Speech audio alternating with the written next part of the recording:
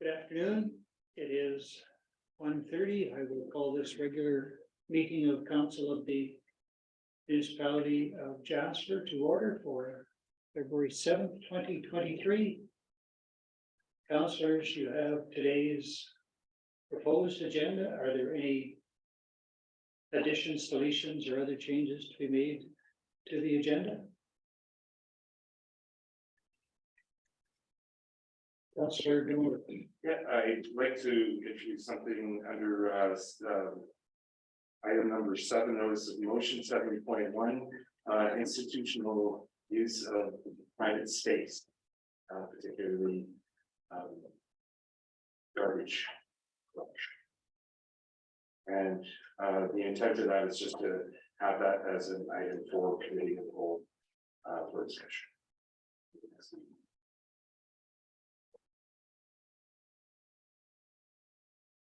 Sorry, if you could, you want to add 7.1 institutional use of commercial space? Is that what you said? Private space.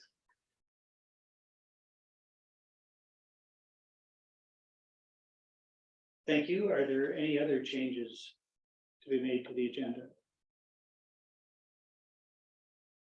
If not, perhaps I would accept a motion from Councillor Debenture to amend the agenda with the addition of item 7.1, institutional use of private space. Would you like me to repeat that? And I just want you to acknowledge that's your motion. Any debate? Call the question. All those in favor? There are none opposed. That is carried. And may I have a motion then that council approve the agenda for today's meeting as amended? Councillor Hall, thank you. All those in favor? There are none opposed. That is carried. We have two sets of minutes for approval today. I'll begin with the minutes of the regular meeting of January 17th, 2023. Are there any errors, omissions, or corrections required to be made to those minutes? If not, I have a motion, please, the council approve the minutes of the January 17, 2023 regular council meeting as presented. Thank you, Councillor Waxer. All those in favor? There are none opposed. That is carried. We also have for approval minutes of the committee of the whole meeting of January 24th, 2023. Are there any errors, omissions, or corrections required to be made to those minutes? Councillor Debenture. With the minor observation, it's a commitment to be more thorough with our reading material. I believe we adjourned at 11:50 a.m. and not 11:50 p.m. and that was just a small thing. It was just a little bit of Friday. Or leave the impression that we work really long hours. I would have concluded in bail on that weird spot. All right. That is noted.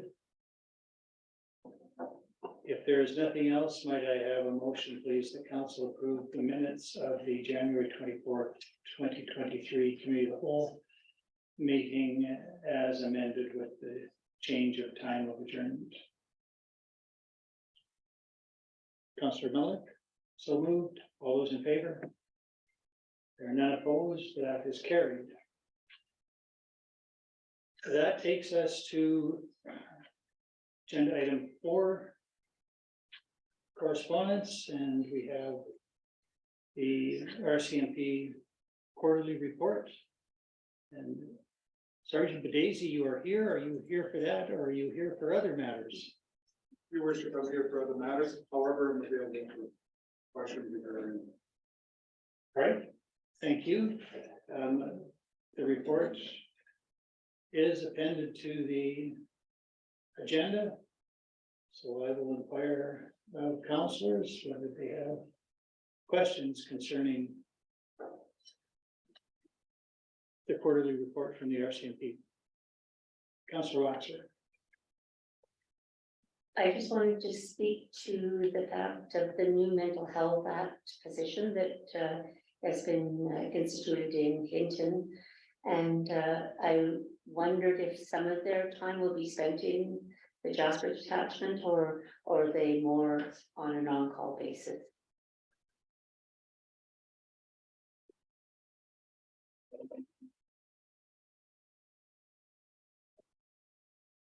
Thank you for the question, Councilor Waxer.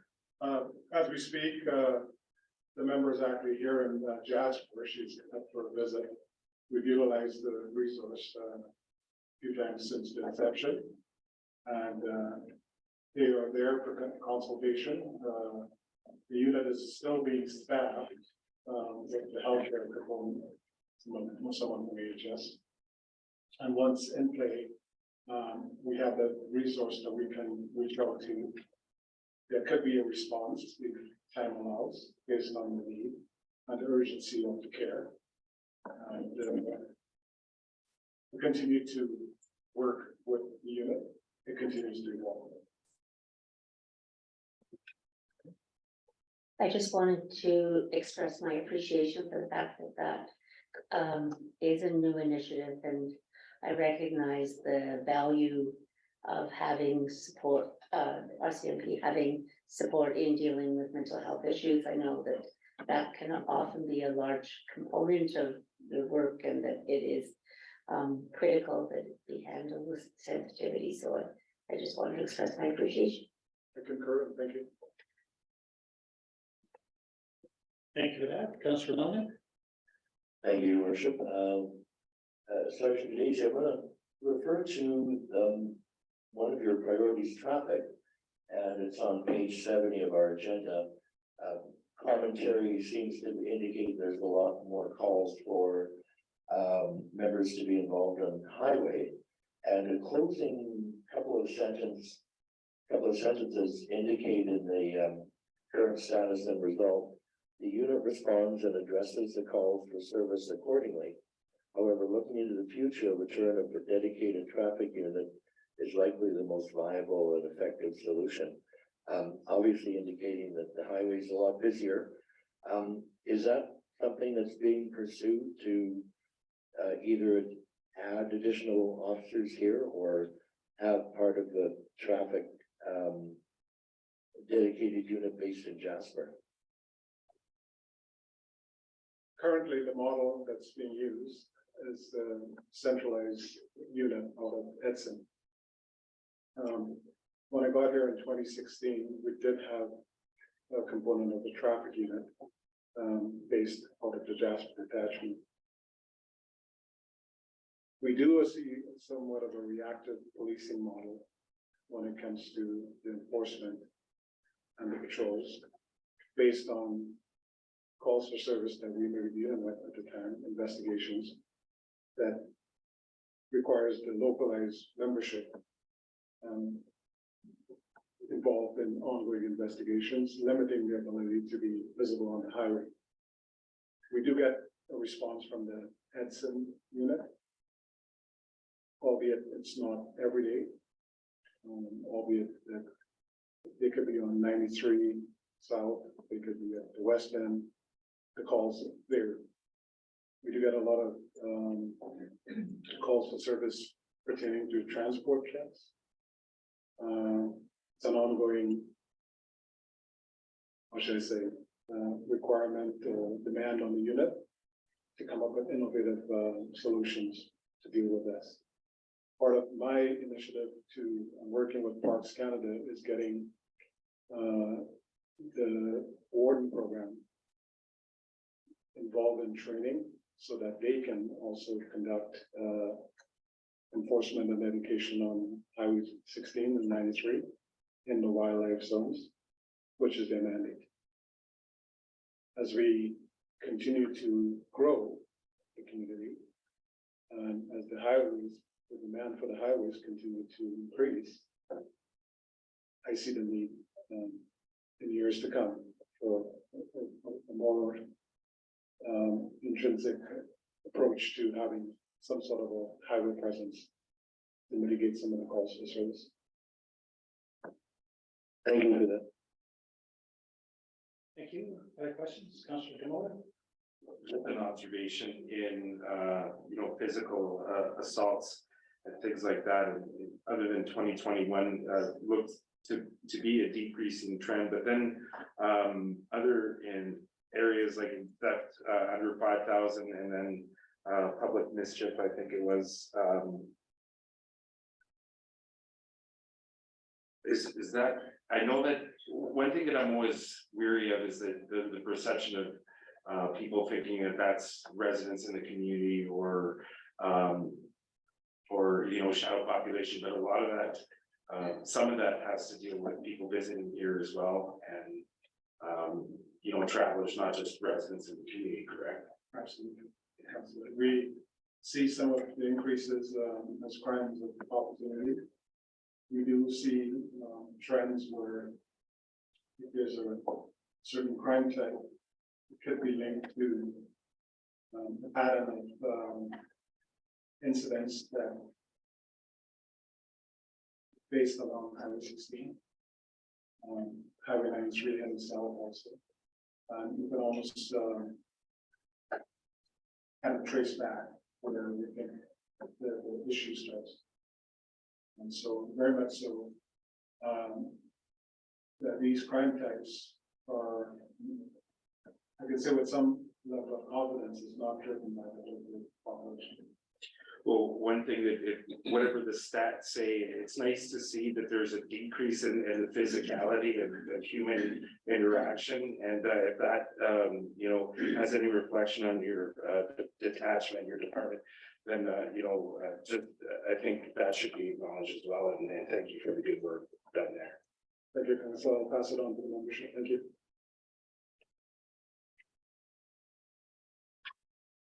Sergeant Daisy, if I could just follow up on the initial question by Councillor Demota, and I appreciate you may not have the report in front of you, but under priority 1, current status and results for crime reduction, it just occurred to me that there was a word missing. You talked about an ongoing investigation with respect to incident at the post office. And the report says that the investigation confirms the suspicion of traveling criminal elements committing crimes of opportunity and does reflect on our local residents. But I expect that that was intended to say it does not reflect. Thank you. Also in that paragraph, you speak about the fact that the community continues to voice their appreciation and acknowledgement of their local RCMP and related emergency services agencies. And we heard that today from Councillor Waxer and Councillor Demota. Can you tell me how else does the community voice its appreciation to you and your members? We recently had a community consultation piece at one of the local coffee houses. Well, as we heard from local residents on my days off, when I happen to be around the community. I do hear from the community. We have people coming to the attachment recreationally when I'm able to, and I get out golfing or I do a lot of running around Lake Vita. They'll talk and chat with individuals, and I get feedback. We have people phoning in to thank us and to speak to me about the membership and some of the good work that they're doing, and some of the interaction they've had with the members. Well, thank you. I most appreciate that, and I am impressed that the community recognizes that you have provided those opportunities, and there are ways where they can acknowledge your presence, and thank you and your members and other agencies for their service. I'm really happy to know that you've expanded those opportunities for the public. Thank you. Any other questions, Councillor Waxer? Again, not a question, but it was interesting to read about the enhancements of the 911 lines and the fact that Alberta would be an early adopter of that new system. So that's, again, that's probably good news and very interesting to read about that. Thank you. Thank you, Councillor Marcy. Councillor Wilson?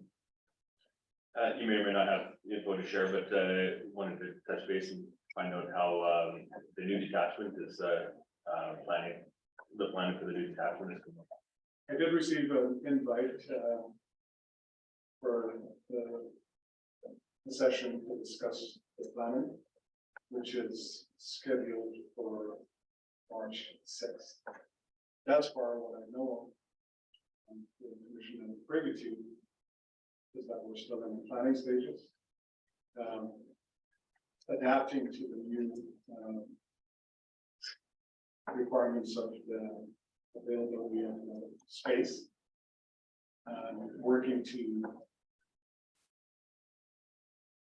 utilize that space to put the best possible building for that area. And so that's creating some new discussions.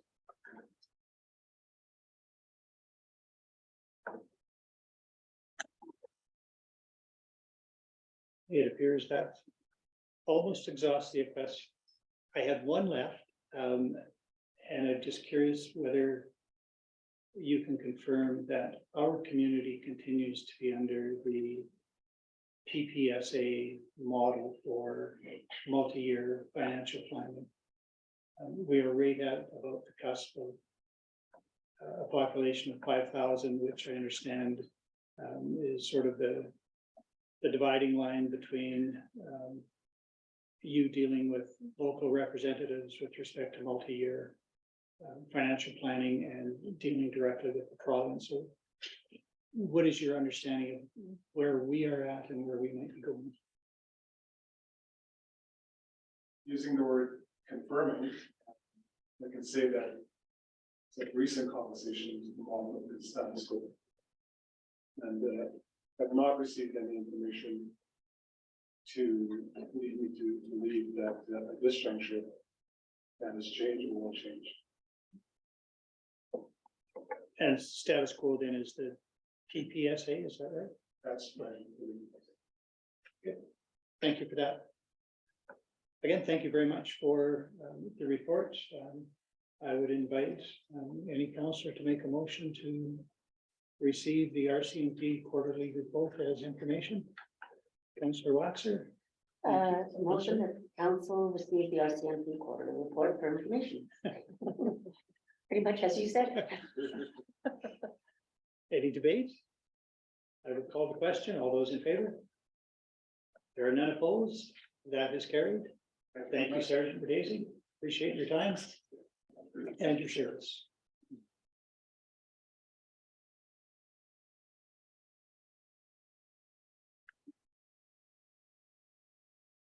That takes us to agenda item 5, delegations, and we have with us today representatives of the West Central Airshed Society. I was aware that Mr. Redmond, Gary Redmond, would be here, but I do not have a name for your co-presenters. Yvonne Marker. Oh, Yvonne. Welcome. Floor is yours.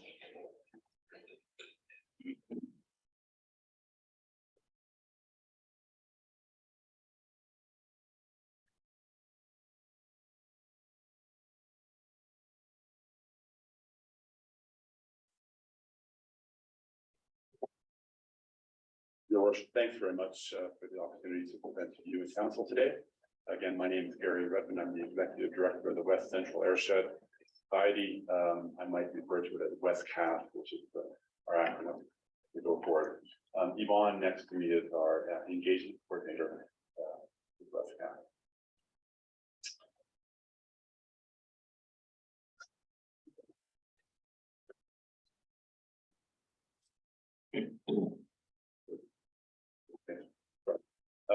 Okay, so quickly, these are the things I'd like to touch on today, a little bit about what an airshed is and West Central Airshed specifically, a little bit about the air monitoring. We do the data we collect, air quality health index. I will talk a little bit about trends, what monitoring is occurring, air monitoring in Jasper, and just finish with a little bit about membership within our society.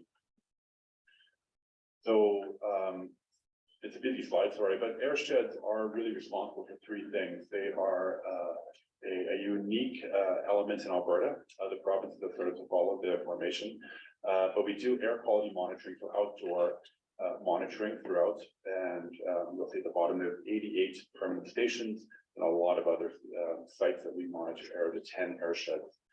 We also do a lot of awareness and education and engagement with communities, and we support those that have to make decisions related to air quality, so regulators specifically.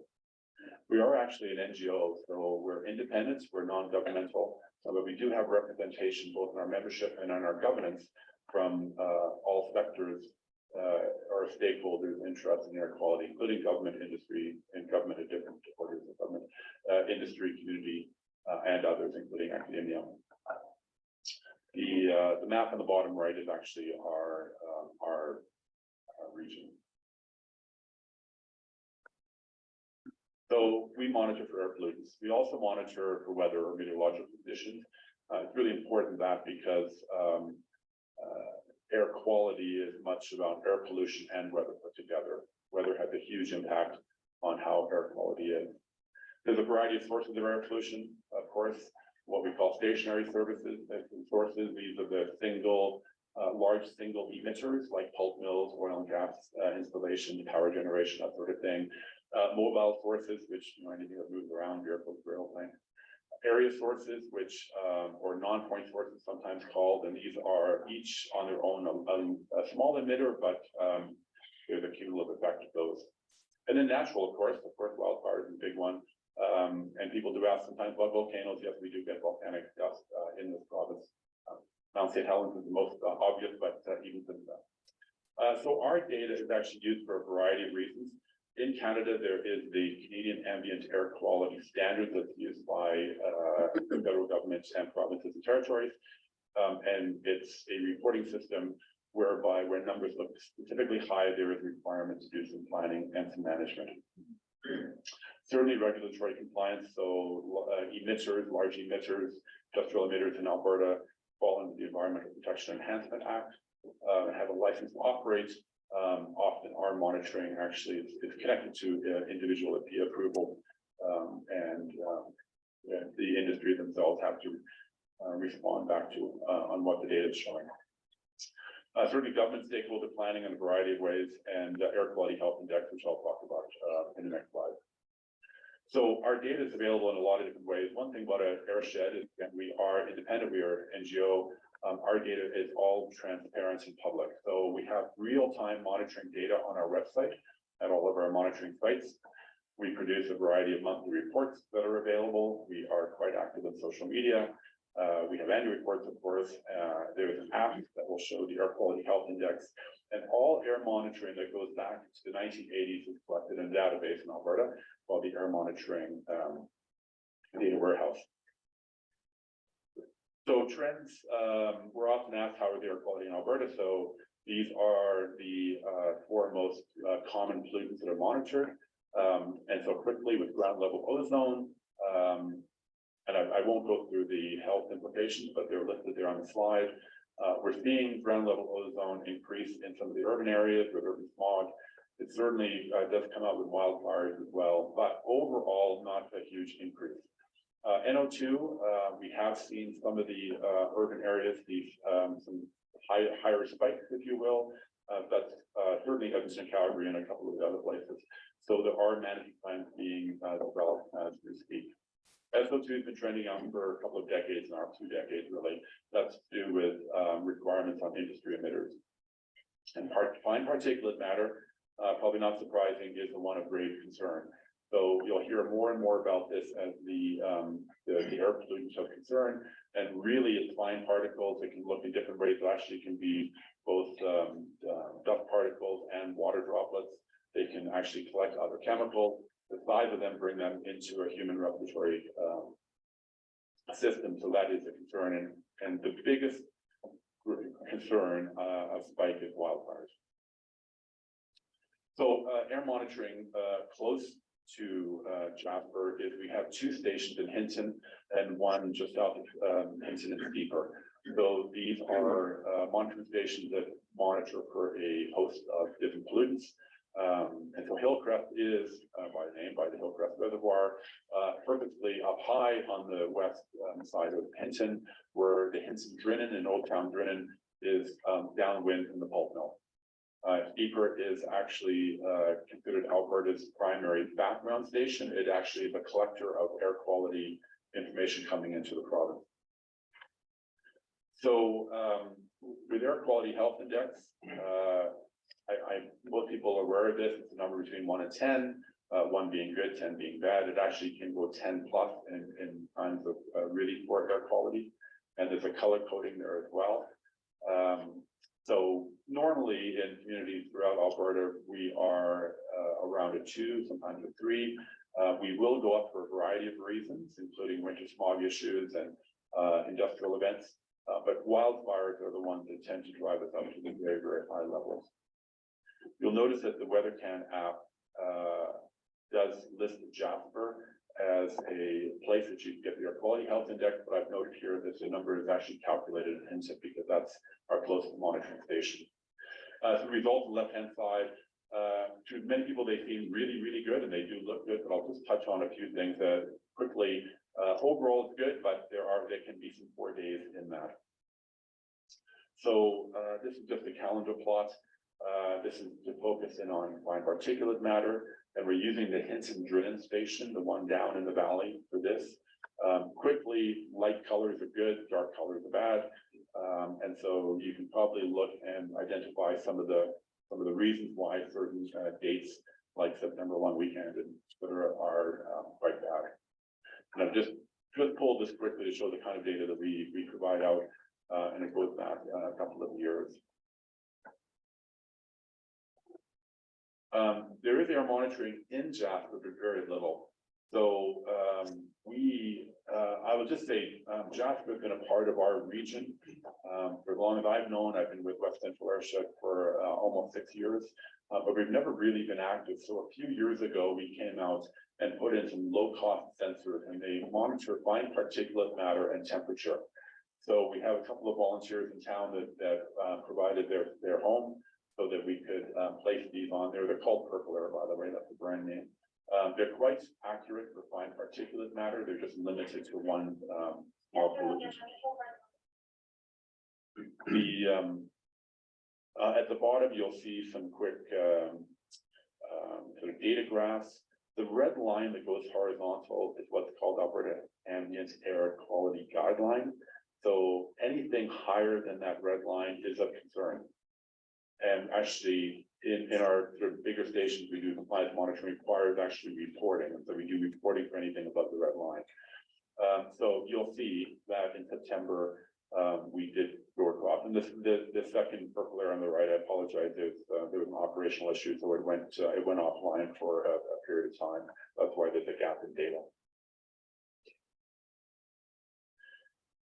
So just to use those sensors, and again, they are low-cost, small sensors, but this is what we have in Jasper right now. You can see, again, the lighter colors are good, the darker colors are bad. Not surprising, you can see what's happening in early September and some other places and other times as well. I'll just say, before I go on, we don't have a full station in Jasper. Someday we would love to have one. They're rather expensive. Typically, air monitoring stations in Alberta are paid for by large industry emitters being obligated to pay the local airshed. So that's how we collect money. And they do it based on their emission level. So we pool money, and we do that. Obviously, there's no large single emitter in Jasper. Therefore, there's not a lot of revenue for to provide a full station. We are looking at some different opportunities for some smaller communities that we think could be better than the very small micro sensor and less than a full station, so that we could have a better picture of air quality on a real-time basis in Jasper in the future. And just lastly, a number of municipalities choose to be members of West Central. Again, we are multi-stakeholders, so industry, academic institutions, ag societies, all sorts of different organizations are members. The cost is for non-industrial emitters is $1,500 a year. We do support our municipal members. We provide a lot of air data analysis. Data is available to anyone, first of all, and we have lots of it. We do provide additional analysis we're asked for municipal planning. We're happy to help the municipality provide response to residents when there's concerns about air quality, and as well as getting involved with local awareness, outreach, and even education in schools. Thank you. Thank you, Mr. Redmond. Questions from councillors? Councillor DeMola. I appreciate this is air quality health information. So I was saying that I appreciate this is air quality health information, and I really like the statistics and information that's available here. So to you, your worship, to our presenters, thank you for bringing us forward today.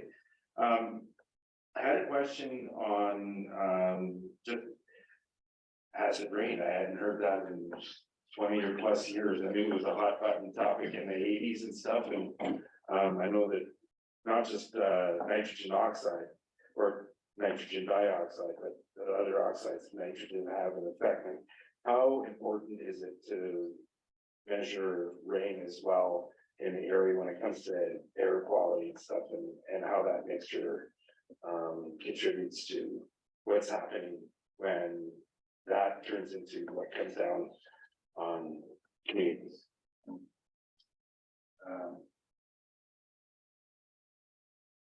Worship, thank you for the question.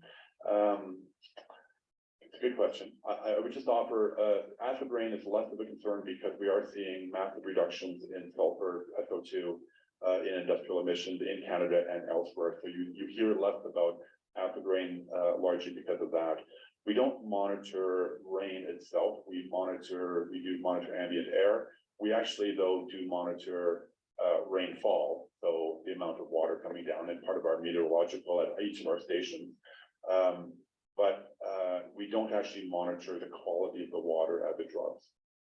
I appreciate the answer, and I didn't mean to put you on the spot there. It was just interesting to see that, but I really appreciate it. Thank you. Thank you, Councillor Wilson. The borders of the airshed look similar to say political borders of better. I mean, airsheds aren't like similar to watersheds, and they aren't like outlined due to predominant winds or anything like that. Thank you for the question. That's a good question. So the word airshed comes from the word watershed. It was invented back in the 60s because everybody knew what watersheds were. At least that's what the author said. So there's two meanings for the word airshed. In the world of air quality, airsheds are large geographical areas. Canada has 5 airsheds, and they're bordered by mountains and oceans and large geographical features. In Alberta, for whatever reason, when these, like West Central, when the small not-for-profits started to evolve, they call themselves airsheds. So it is very confusing, frankly. So we go small a airshed means large geographical area, capital A means it's organization. Okay. So in fact, there are airsheds, 5 in Canada, yet they're not what we were describing. That's correct. Yeah, I appreciate that. That's correct, yeah. Councillor Watts. Are the other what other municipalities are members of WCAS? Currently, there are some counties, Yellowhead, Brazeau, Parkland, towns like Drayton Valley, Edson. We're actually talking to Hinson's Bay. And those are the ones that come to mind quickly. So there has not been much emphasis on having municipal members in the past. And we're really trying, industry, we're fine with. A lot of industry are actually obligated to be a part of our membership again. And we're trying to make sure we have the breadth of membership so that we are meeting our multi-stakeholder objectives. So we're reaching out to all other stakeholders, encouraging them to become members of West Central Airshed.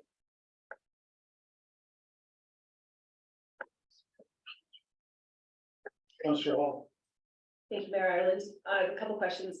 I can understand this, like the color graph, color coordinated calendar. What would give a red day in February? Like I can get the summer a bit more, and just what odd circumstance, if you even know, just out of curiosity. By my presentation.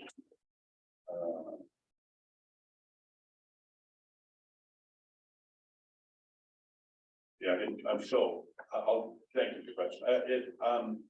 I don't know. Anytime we hit really high numbers, we do some investigation into it. The first is looking at the meteorological conditions. So, in larger cities, we do get urban smog, wintertime smog. It's a big issue, frankly, in both Edmonton, Calgary, and West, so just smaller places. So it could be an inversion. It could have been, we call it dead air, sometimes, so it's not necessarily even an inversion, that the wind isn't blowing, so the emissions that are happening locally are just staying there. In fact, and the longer they stay, they can react with each other, so there's other factors with secondary formations. I don't know the answer, but I would guess that that's probably why. Or I would just offer too that there are times when, depending where our sensor or monitoring station is, we're picking up some sort of industrial accident or a house burning or something like that. If I may, just one more question. What is the cost of a full station? Somewhere between $300,000 and $350,000 is set it up normally for us. Yeah, each of the pollutants that we monitor for require an analyzer, which costs about $40,000. So that's the biggest expense. Perhaps you've helped answer the question that I had for you, Mr. Redmond, which is this: is there any opportunity to adapt any of the air monitoring to emergency alerts? So in this community, we have who knows what chemicals being transported through the community, either by rail or truck. And if there was an accident of some sort and chemicals were released into the air, is there an opportunity to monitor in such a way that we could be responsive from an emergency perspective with respect to communicating to our own residents or to visitors? Worship, thank you for the question. The quick answer is yes, there's technology out there. It is actually used in other places. Certainly in other provinces I'm aware of, where there is, dangerous goods flowing on rail, where there's concern about whatever that might be. There's a lot more to that. Anyway, yes, there is certainly monitoring available that could provide an emergency response alert. Well, thank you for that. And then you indicated in your presentation that in other communities with industrial emitters, there is an obligation to contribute to airsheds with a capital A. Would that apply to transportation companies? Do they have any obligation? Not that they are regular emitters or may not be, but there's certainly the potential. They have not to date. And I think specifically with rail, it's more of a challenge given the legislation behind the rail. Yes, sir. Thank you for that. Other questions from council? It appears not. Well, thank you very much. It was great to have you here. I think the first time that you presented to council, the first time that I can recall, so really did appreciate it. And thank you for the report in advance. Councillor Waxy. I think we need to have a motion, and I prepared one that council received the presentation by the West Central Airshed Society for information and request that admin prepare a report on the benefits to the MOJ municipality of Jasper of membership in the WCA Act. Thank you for that. Any debate on the motion? I will call the question. All those in favor? There are none opposed. That is carried. Thank you. And there wasn't a timeline on that, so when administration can bring it back to the committee of the whole, I think is all that is expected. Thank you, Councillor Watson.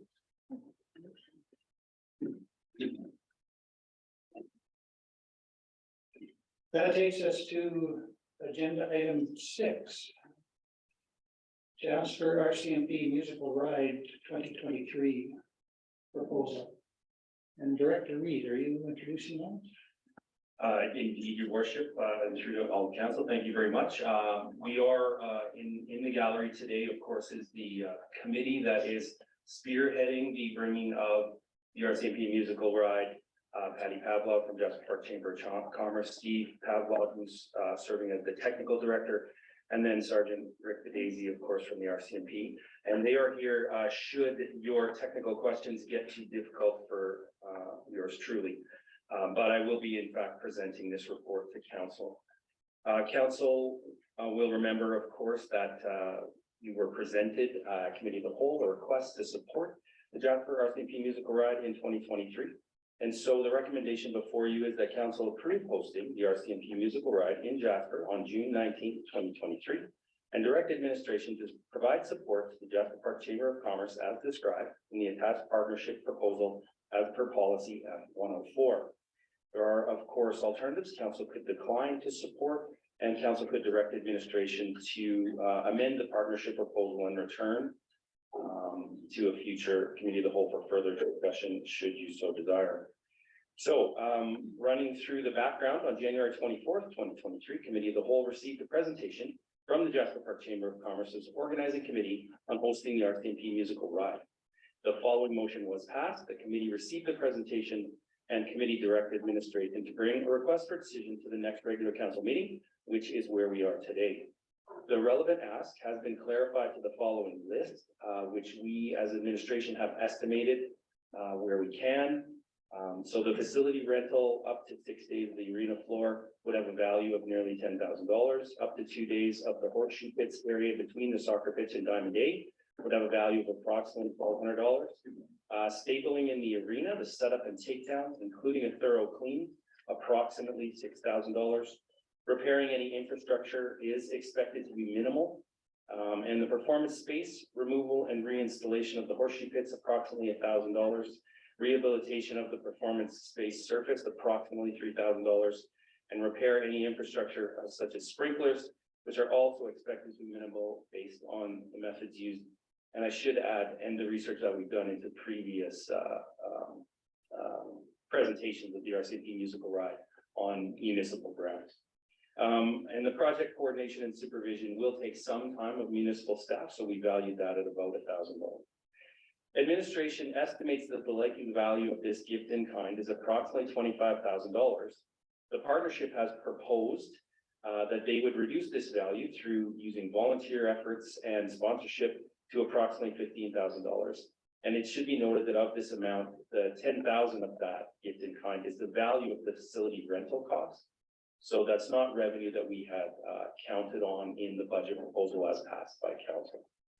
So in the discussion, without reading every word, the research that we did, administration has determined that there is really no suitable alternative site in the community for the ride itself. And as a result, should council not be supportive of hosting the event, the ride would not likely be hosted in Jasper. And I said likely there by accident, it would not be hosted in Jasper. However, the arena and public parking lot across from the Fitness and Aquatic Center are capable of hosting as required, with little to no threat to other users or the upcoming renovation project. We have already worked with important parties there to coordinate. And so we are proposing, as you see, the recommendation that council would support. So the stables at the arena will be open to the public, and there will be 2 shows on a school day, and the RCMP members may engage in outreach activities, all of which would be free of charge. This would offer ample opportunities for residents to be a part of this unique event that few communities have the good fortune to experience.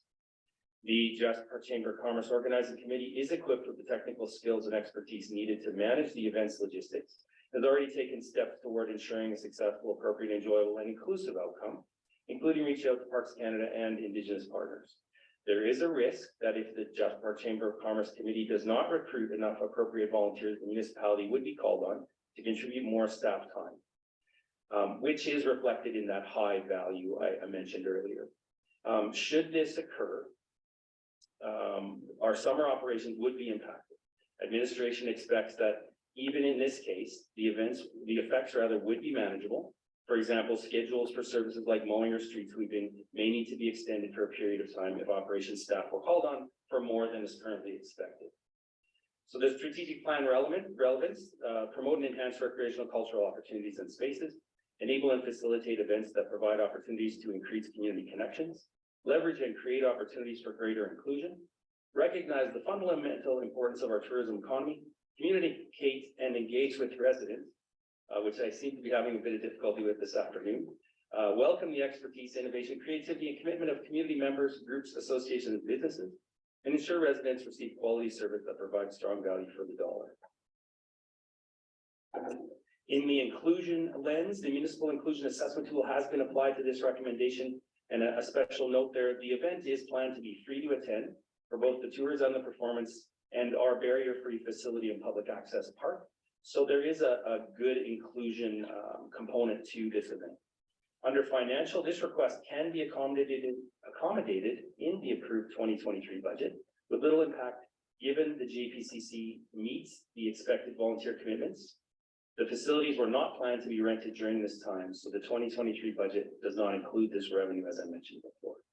And the attachment before you is a draft roles in writing partnership agreement, which was worked out with, of course, the partners consultation. And so we believe that we've covered the meat and potatoes of what's to be delivered and how the partnership would work. And of course, I'm open to any questions about that. And I do have the backup of the committee right here if we need them.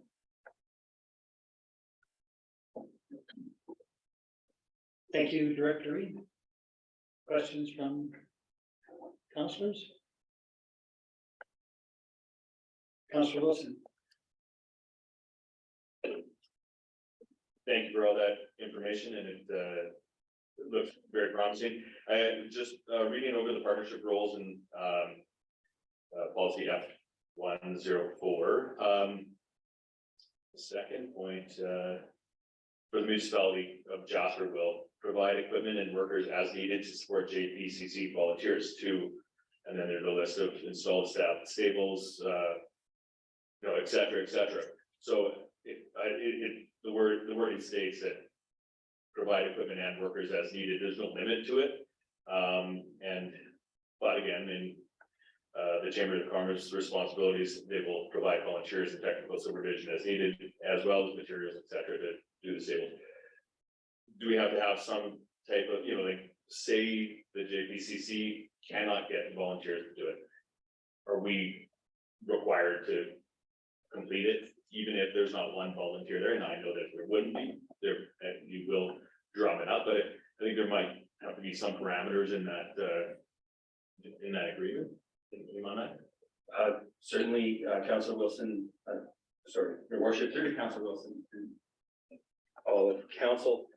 So under what the Jasper Chamber of Commerce will provide is a bit more of their obligation. So they are required to provide the volunteers to build and equip the stables, to build and equip the performance area. So we believe that that clarity, as outlined in the appendices, gives them sort of their marching orders, which they have accepted. As far as the clarity on how far would the municipality go, that's the phrase when I said there is a risk that if they were not to show up with what they are fully expecting to be able to do, then the municipality would step in. And so, yes, we haven't articulated it partly because the articulation is on their obligation. And so let's say, for example, one of the things was to clean up the excrement of the horses as they walk through the streets. There is already a plan in place for volunteers to do that role. And so we aren't counting on doing it. We have in our high estimate counted on doing it. So yes, the risk is there that any one of these things that they are not able to meet, that we would step in with. We have not committed to providing any material It should be clear. We are not, so the wood chips, the boards, things like that.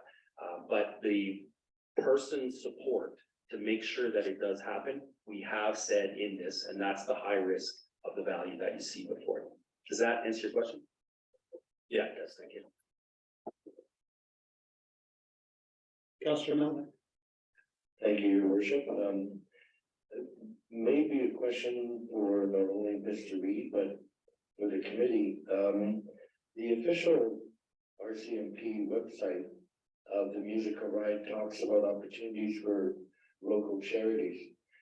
Is there any opportunity here for merchandising or local charities to, for example, sell pop water? What is that? What does that look like in relation to the site? The reason I ask is I don't see that specifically identified on the site maps at this point. And of course, there's a sensitivity to, official RCMP merchandise being sold at an RCMP event as opposed to what can be knockoff merchandise.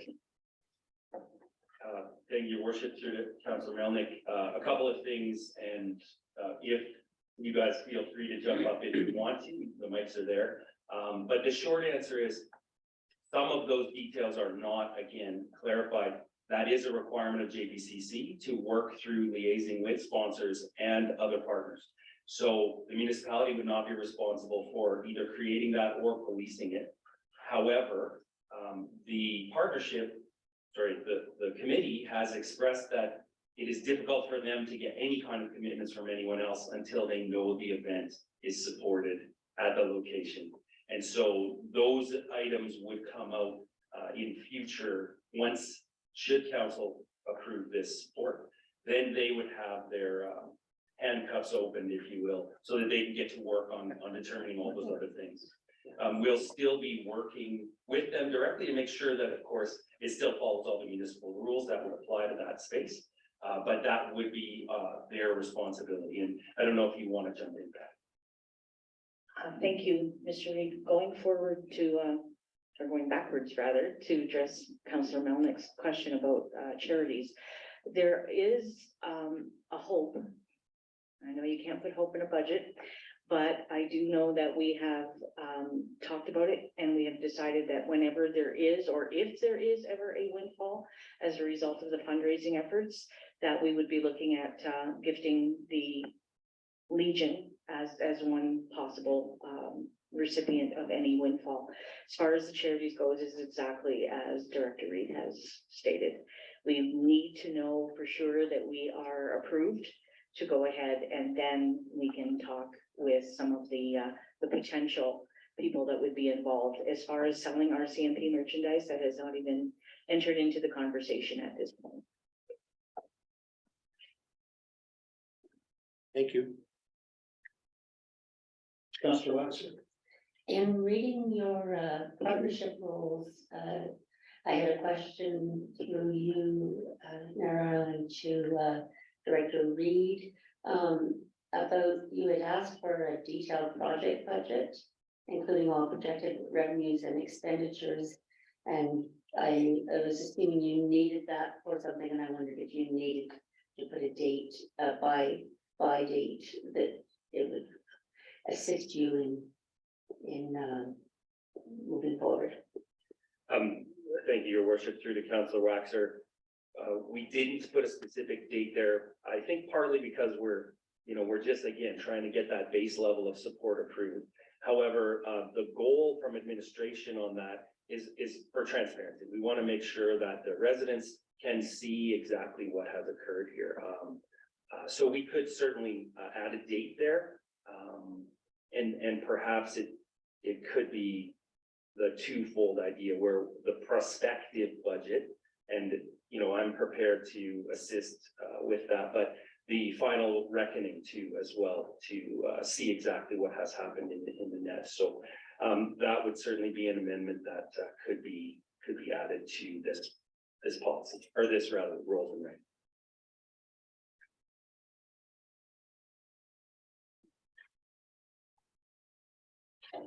Director Reid, on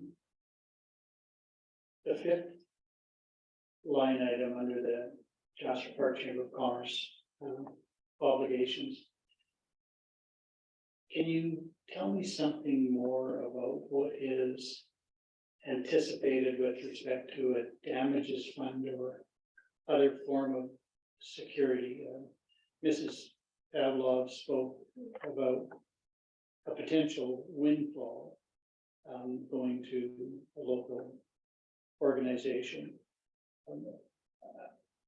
Would there be a line item first the damages would be covered, and would that be the extent of the security? And your worship, that's exactly what the intention is that, you know, should there be, again, administration believes, based on the research that we've done, that there is minimal chance for damage, but let's say, I don't know, a screw rips out of a piece of the boards. And so that screw damages a piece of our puckboard. That puckboard has a value. Then absolutely that damages fund would be used for that puckboard replacement, should be required. It's maybe not the best example, but a sprinkler head is maybe another good example. It's a finite amount of money. It may or may not be damaged through the process. We believe it's minimal. There's only 3 sprinkler heads possibly at risk. But should a sprinkler head get damaged? Yes, we would say to them, you've held this money, here's the bill for the sprinkler head. And then the intention was that the remainder would be the charitable windfall, if you will. Thank you for that. I have one other question. Perhaps more a question for council, but I'm going to direct it to you in any event. And that's just the wording of the recommendation, and in particular, the word hosting. And so I struggle as to whether council or the municipality is hosting this event. I think the intent is that we will provide support for somebody else to host it. And maybe that's inconsequential from your perspective, but I wonder whether you might wish to comment on a possible change of the recommendation to wording such as council approve the use of municipal facilities and staff to support the RCMP musical ride in Jasper in June 2023, and direct administration to enter into the attached partnership proposal with the Jasper Park Chamber of Commerce as per policy F-104. Thank you, your worship. My commentary will be short. I think that's entirely up to council. If the wording change that you've suggested makes council feel comfortable that the appropriate level of support is being given, there is no intention to be called the host or even the co-host unless council were to request that. Thank you for that. Other questions from councilors? Councilor Wilson?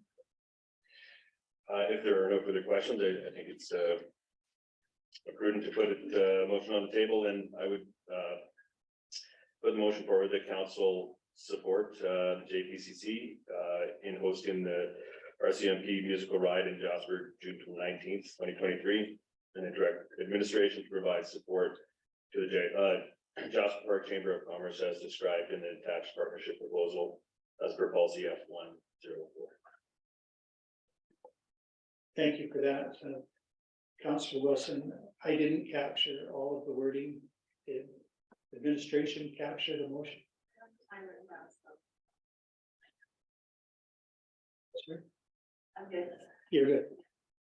Yeah, and I only just modified the recommendation as it is on the agenda that we support the JPCC both in the RCMP.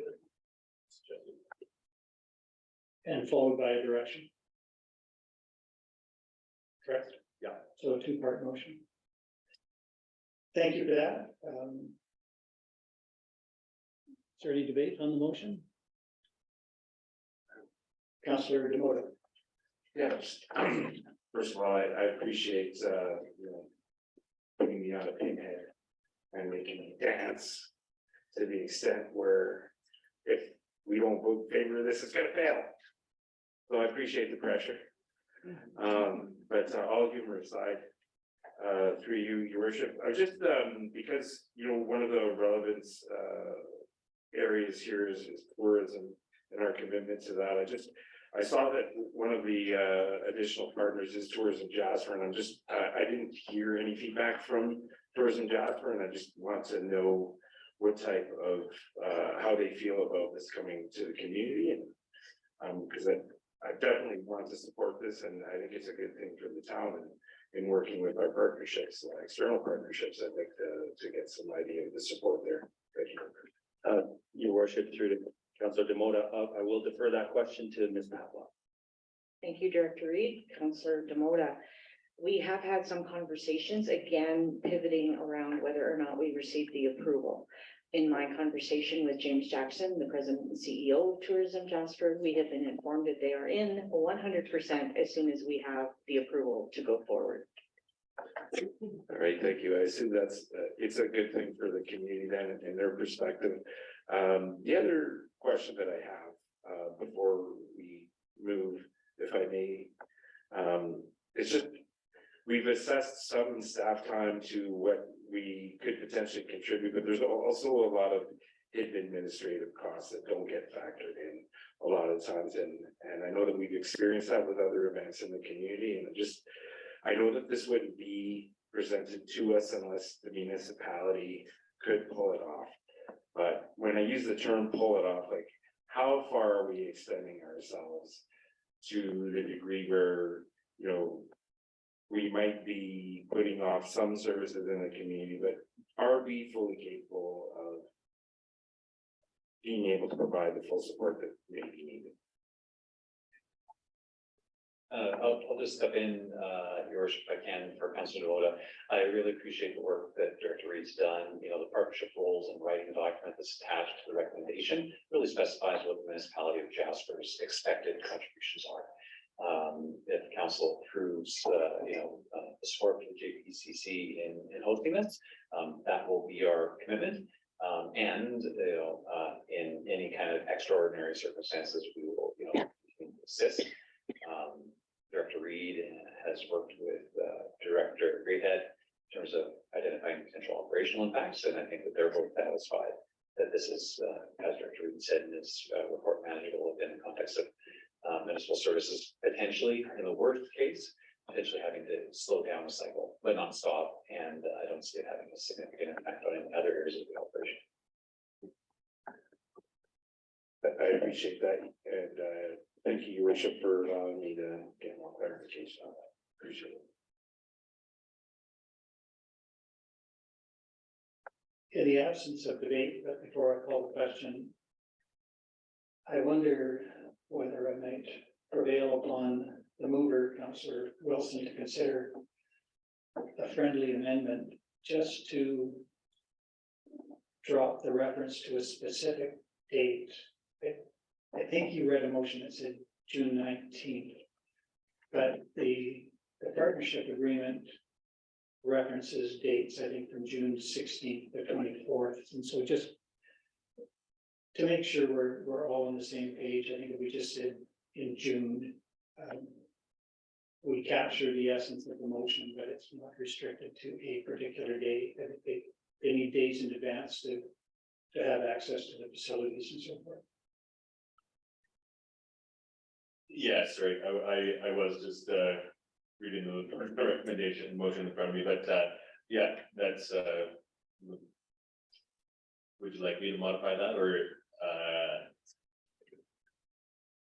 are you able to do a friendly amendment? The friendly amendment is just to strike the reference to the specific date, and if you accept that, I'm getting a nod that that's understood from administration. Thank you. If that is to be the motion, as it is, I just wanted to speak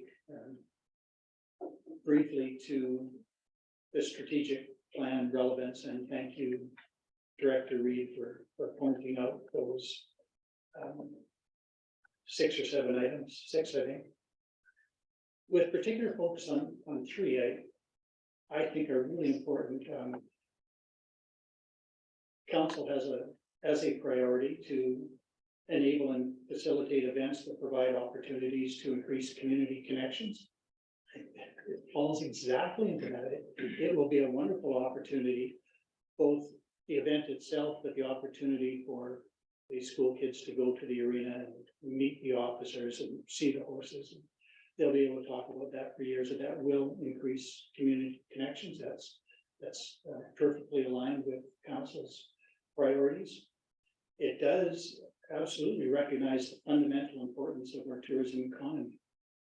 And even though it's late in the year to advertise this and draw in visitors who are probably going to be in the community in any event, it does improve the visitor experience, and that ties directly into the fundamental importance of our tourism economy. And finally, and I thank Mrs. Pavlov and the others of the committee, it aligns again really, really well with our strategic priority to welcome the expertise, innovation, creativity, and commitment of community members, groups, associations, and businesses.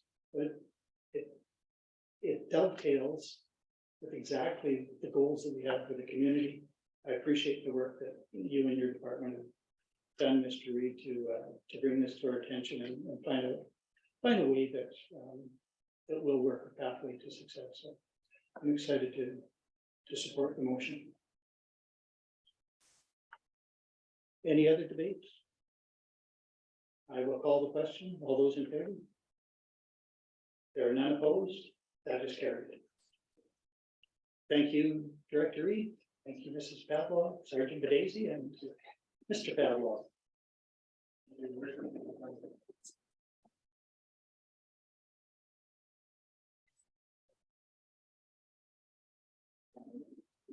That takes us to agenda item 6.2. Supplementary assessment of improvements and supplementary tax bylaw. And those were before council previously for first and second reading. We have CAO given can confirm received certification from Parks Canada that those bylaws do not in fact transgress into Parks Canada's jurisdiction over land use planning, the environment. So we are good to go. Your worship, that's correct. I look to any counselor for a motion. Counselor Demoga. I just want to say, being absent 3 weeks ago when all the discussions and debate were taking place on these subjects, I was very impressed at the accomplishments of my team here and the time that you got out of here. So hopefully I'm not a hindrance to the process, and I'm looking forward to moving these things forward today. I trust everything, and I trust you guys for coming to these conclusions. So I'm ready to vote, but not prepare a motion yet. Well, there is a prepared motion. Someone has to volunteer to be the mover. Counselor Wilson, is that you? I would like to make the motion that council read for the third time bylaw number 249, being a bylaw of the specialized municipality of Jasper in the province of Alberta to authorize the supplementary assessment of improvements for the taxation year of 2023. Thank you, Councillor Wilson. Is there any debate? I will call the question. All those in favor? There are none opposed. That is carried. And do I have a councillor? I have Councillor Waxer prepared for the next motion. At council meeting for the third time, bylaw number 250, being a bylaw of the specialized municipality of Jasper in the province of Alberta to authorize the imposition of a supplementary tax for the taxation year 2023. Thank you, Councillor Waxer. Is there any debate? I will call the question. All those in favor? There are none opposed. That is carried. That takes us to agenda item 6.3, utility fees levy and collection bylaw. Is there a council prepared to make Councillor prepared to make a motion with respect to that? Councillor Hall. I will read the motion that council read for the third time. Bylaw 251, being a bylaw of the specialized municipality of Jasper in the province of Alberta, to provide for the levy and collection of fees for the provision of water, sewer, solid waste, and recycling services in 2023. Ready to debate on that motion? I will call the question. All those in favor? None opposed? That is carried. Takes us to agenda item 6.4, 2022 debenture payment to reserve transfers. This is coming from discussion at committee of the whole with the recommendation. Councillor Moore. Well, I would have felt guilty moving anything forward. I think that's what I meant on the other ones, because I wasn't the guy to carry the ball over the finish line, or the goal line. But on this one, we've had various discussions on it, and I'm ready to move the council approve the following transfers of the 2022 budget and venture expense funds. Resumes as follows: 297,766 to the utility operating reserve, and $337,617 to financial stabilization reserve. Thank you, Councillor Demota. Is there any debate on that motion? I will call the question. All those in favor? There are none opposed. That is carried. That takes us to agenda item 6.5, 2022 property tax receivable write-off request. Again, a matter discussed and coming forward with a recommendation from committee of the whole. Councillor Melnick. Just prior to making the motion, one of the other portions of this was that a letter was to be written. And I just want to confirm that that has in fact been done. The letter has been written. The letter has not been dispatched. Perfect. With that. Oh, Go ahead. no, that's fine. I was just gonna ask what happens if there was no one.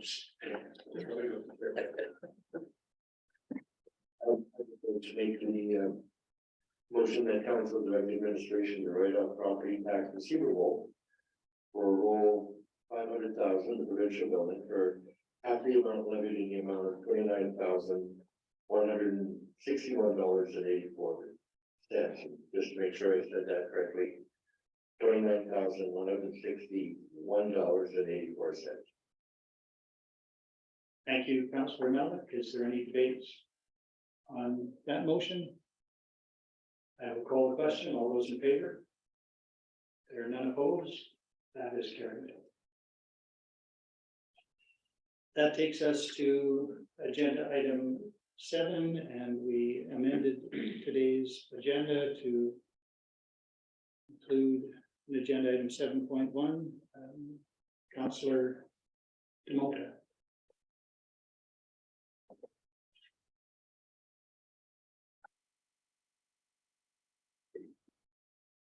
I was just looking for, I lost my strategic priorities.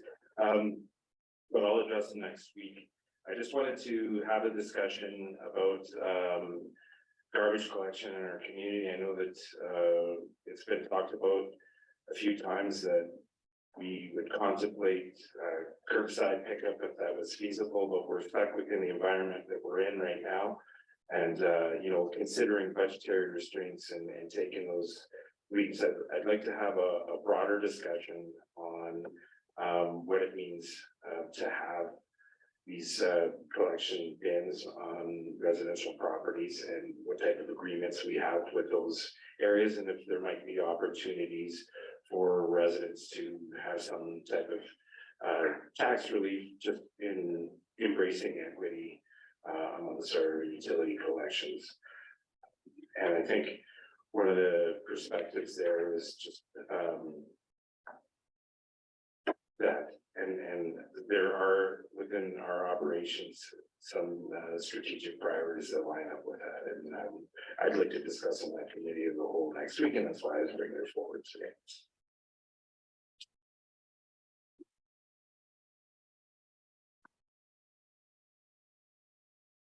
Thank you, Councillor Demota. I take it then it's not so much a notice of motion, but just notice that you want to add a discussion topic at the next committee of the whole meeting pertaining to this issue. Yeah, and it may develop into us directing administration into something broader or bigger than a discussion. So that's why if there's a potential motion to go to another council meeting, I'd like to tee that up at the committee of the whole.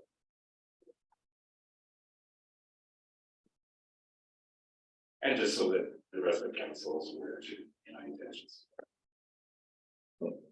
I appreciate the advance notice.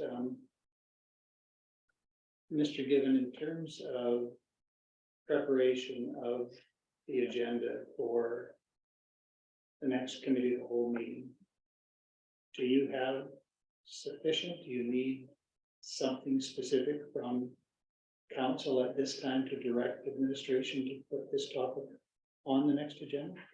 Your worship, if I'm understanding Councilor Demota correctly, and you did give me a heads up that he's going to bring this forward today. My understanding is that he just wishes to have this on the next committee agenda. His name would be decided, opportunity for him to raise the issue in more detail with council. I think he was doing a courtesy to his council colleagues to let all of you know that he was intending to add this. The same could be accomplished by sending an email to administration in advance of the agenda preparation deadline. But this certainly gets on the record, and administration understands that there's maybe pre-work required to come in. So we appreciate that, but certainly they'll make sure that it's on the agenda. Council was sort of given that heads up. Council's aware, opposed aware, and administration's aware. Will show up on the whole agenda next week. Thank you for that. Councillor Demota, you satisfied that your matter's been dealt with sufficiently for today? Yes, and I do like this platform, and regardless if it's an official motion or not, I often find myself challenged to get things in by the Wednesday deadline. So this actually gives me an opportunity to make sure I get it on before I forget. Thank you. Thank you. That takes us to agenda item 8, councillor reports. We have reports from councillors. Councillor Waxer. Last week, I attended the coffee and community conversation offered by the RCMP, and enjoyed listening to a variety of community residents who had a variety of interesting topics that they were concerned about in regards to policing.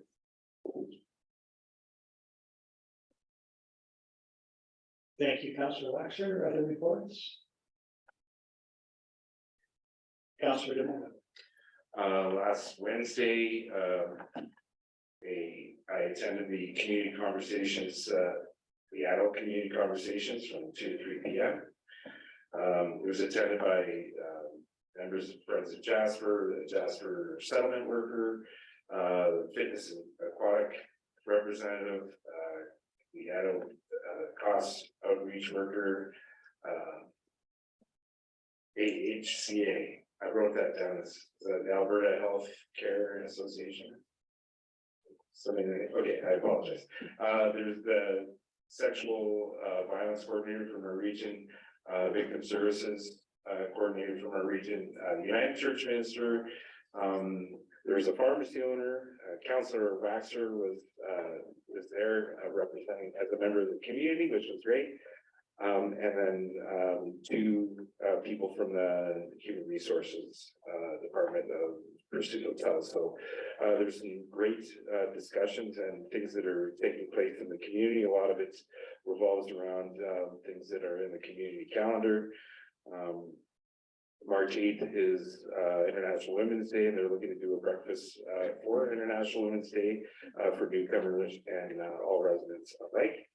And the fitness and aquatic community members have come together. There's for the seniors talk. It's a 6-week program training with therapists that have it's been a great interaction with regular users at the gym, what I understand.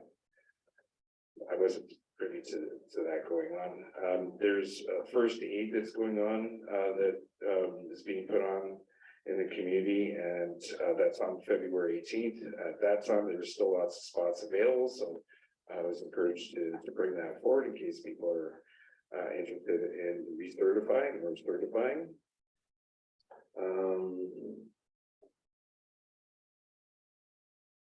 So, and the outreach services workers are reporting that the lack of work in the community is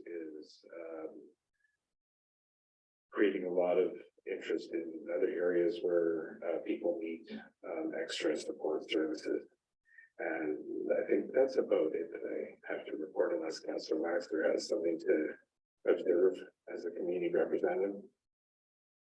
I just say that it was a member of Alberta Health Services representing the Healthy Communities project.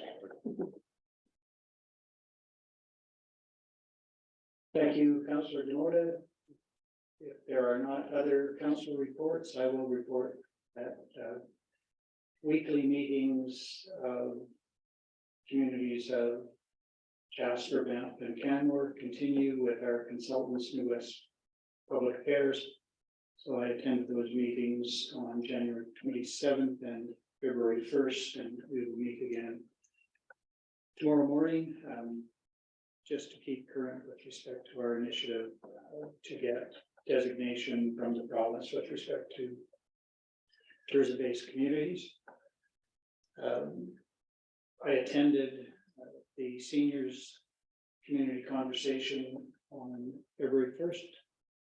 Councillor Waxer attended that one as well as a member of the public. Similar discussion items to those referenced by Councillor Demota just moments ago. And again, the representative of the Alberta Health Care Association, AHCA, indicated that top of mind for seniors is cost of living and aging in place, but regardless, seniors continue to be the #1 volunteer base in the community, which is important to know. I've provided an update on the presentation by the Seniors Association with respect to passes for the Aquatic Center and Fitness Center, and let them know that that is in process, and we will get a report back on that.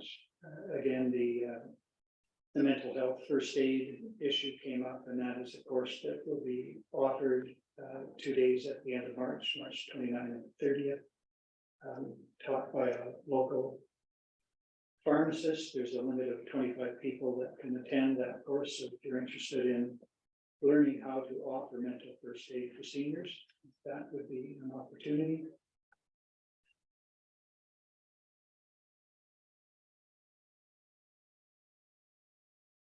Oh, and I've forgotten that the one thing I wanted to mention, that I had an opportunity for those of you with long memories to channel former Councillor Nesbitt at that seniors community conversation in an unexpected way, courtesy of Councillor Waxer's attendance at the RCMP coffee and conversation. We wound up discussing issues with cyclists in the community and rolling stops, which led me to the Idaho stop proposed by Councillor Nesbitt some years ago. Anyway, it appears to be topical, so it may come back, but with all the stuff we're doing on transportation, and particularly active transportation, you can probably find a home somewhere other than in seniors community conversation, but we will see. All of that is ongoing. And finally, it was revealed that as of yesterday, I think, the library has transitioned at least temporarily to accepting food instead of fines to help build the chest for the food bank. So if you have an overdue book, take it back. You won't get fined. You can contribute food instead. And that is the report. Oh, one last matter. The buzz continues. The buzz at JAG. So presenting local artists, I was invited and attended an opening on Friday evening. Fairly well attended, and there is in the gallery a display of numerous pieces of art by local artists, really worth taking a look at. I can't recall now how many more days it lasts, but it's still underway. It's called The Buzz, and so go be part of The Buzz. And that is my report.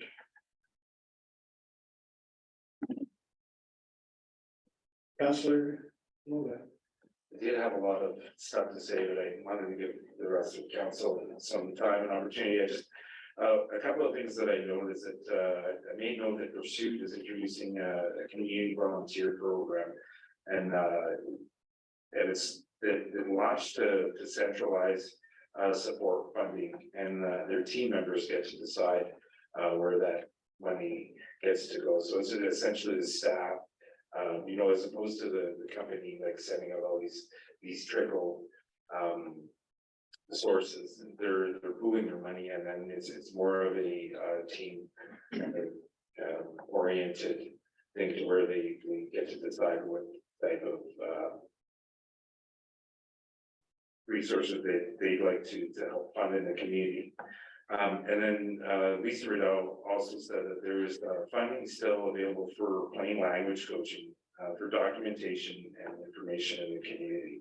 I know that it really helped out on our website when it came down to our business drop downs on the municipal website, and to make things a lot clearer, so that we still have access to some of that funding for other agencies in the community that want to access and help through that area. So I just thought that, you know, it's been really helpful for us, and I think we should take advantage, people to take advantage of these things.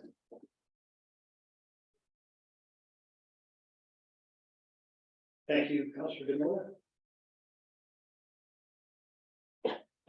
If there are no other reports, we can move to agenda item 9, upcoming events.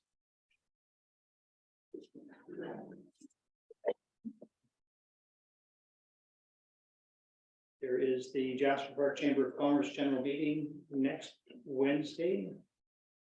A Zoom meeting commencing at 8:30 a.m. The coldest night of the year fundraiser, family walk on February 25th. I think Councillor Waxer has circulated information to all of us about that. Not on the list, the tourism industry of Alberta is hosting a conference on February 27th and 28th. Mr. Given and I are both registered for that and plan to attend. I found out today that somehow I double registered myself, so for the time being I have an extra registration. So if there's another councillor who might be interested in attending, there is a registration, but if there's not another councillor, I will forego that. Councillor Wilson. Could you repeat what it is? It's the Tourism Industry Association of Alberta. So in November, Mr. Given and I attended the Tourism Industry of Canada Association Congress in Ottawa. Found it to be a tremendously helpful place to be. And so we are planning to attend the similar provincial events at the end of this month in Edmonton. But because of my inadequate skills in registration, apparently I maybe I get Sam twice, but I booked myself twice, and I can only be there once. Councillor Demore. Well, if he's thinking about going, I don't wanna jump ahead, but that's something that I'm truly interested in, so if I do have time and that space is available, definitely be worthwhile there. Well, we can take it offline, but I just wanted you to be aware of the dates and the opportunity, February 27th and 28th. Are there any other upcoming events? Councillor Hall. Thank you, Mayor Ireland. 2 weeks' time from today, on the 21st, I'm assuming it's the Friends of the Wildflowers Center, the fundraisers. There is a Tales from Jasper Storytellers, and that is at the Downstream Lounge. And if you come, you maybe potentially will hear Councillor Hall tell a story. So I encourage you guys to come. That's 2 weeks from today. Thank you for that, Councillor Hall. All right, if there is nothing else, we can move to agenda item 10. I have a motion at 3 p.m. I would say I saw Councillor Wilson first. I have a motion from Councillor Wilson that there being no further business. The regular meeting of February 7th, 2023 be adjourned at 3 p.m. All those in favor? There are none opposed. That is carried. Thank you all. We are adjourned. Thank you to those members of the public and other municipal staff who joined the proceedings via Zoom. And we will be back again in 1 week's time at 9:30 in the morning on Valentine's Day for Committee of the Whole. Good afternoon. Valentine's Day.